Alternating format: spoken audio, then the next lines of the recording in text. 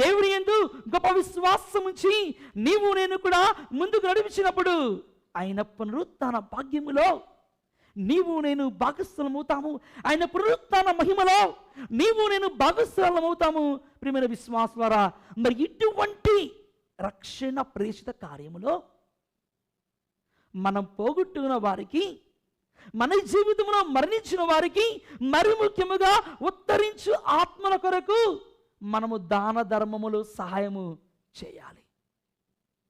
ఏమిటి దాన ధర్మములు అంటే ప్రియమైన సహోదరి సహోదరులరా, మత్తయి సువార్త 6వ అధ్యాయము 3వ వచనం ధ్యానిస్తున్నాము. నీవు దానము చేయనప్పుడు నీ కుడి చేయి చేయనని నీ ఎడమ చేతికి తెలియకుండా రహస్యముగా చెయ్యడు. తోబీతు గ్రంథము 12వ అధ్యాయము 9వ వచనం ధ్యానిస్తున్నాము. దానము మిమ్ము మృత్యు నుండి కాపాడును, మీ పాపమునెల్లా కడిగివేయును.